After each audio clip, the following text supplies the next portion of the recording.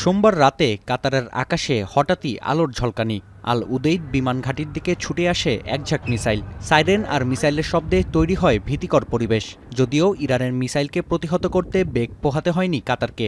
মিসাইলের ধ্বংসস্তূপ রাজধানীতে ছড়িয়ে পড়লেও এতে কেউই আহত হননি।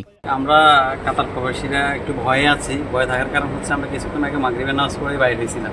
পরপর দেখতেছি যে হঠাৎ মুহুর্মুহুর হামলা, বিকট আওয়াজ কাতারের উপর দিয়া।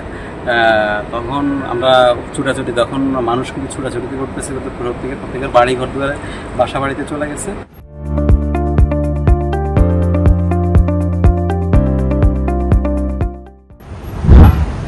পরমাণু স্থাপনায় হামলার জবাবে মার্কিন বিমান ঘাঁটিকে লক্ষ্য করে এই হামলা চালানোর দাবি করে তেহরান, যার নাম দেওয়া হয় অপারেশন অ্যানাউন্সিয়েশন অফ ভিক্টোরি। আইআরজিসির দাবি, সার্বভৌমত্বকে অক্ষুণ্ণ রাখার অংশ হিসেবে যুক্তরাষ্ট্র ও তার মিত্রদের কড়া বার্তা দেওয়া হয়েছে।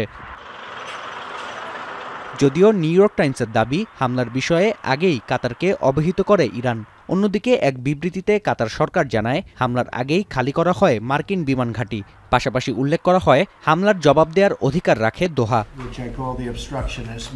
হামলার খবর পেয়ে হোয়াইট হাউসের সিচুয়েশন কক্ষে ছুটে যান ডোনাল্ড ট্রাম্প। প্রতিরক্ষা মন্ত্রী ও চিফ অফ স্টাফের সঙ্গে এ সময় পরিস্থিতি পর্যবেক্ষণ করেন মার্কিন প্রেসিডেন্ট। কাতারের পাশাপাশি ইরাকে অবস্থিত মার্কিন ঘাঁটি লক্ষ্য করেও চালানো হয় হামলা, যদিও হতাহতের কোনো তথ্য মেলেনি। পার্শ্ববর্তী সিরিয়ার মার্কিন সামরিক ঘাঁটিতেও জারি করা হয় সর্বোচ্চ সতর্কতা। কাতারের পাশাপাশি হামলার নিন্দা জানিয়েছে সৌদি আরব ও সংযুক্ত আরব আমিরাত সহ বিভিন্ন দেশ। এছাড়াও সাময়িকভাবে বন্ধ রাখা হয় উপসাগরীয় 5টি দেশের আকাশসীমা। নাফিয়া আরমান মনন, এখন বিশ্ব।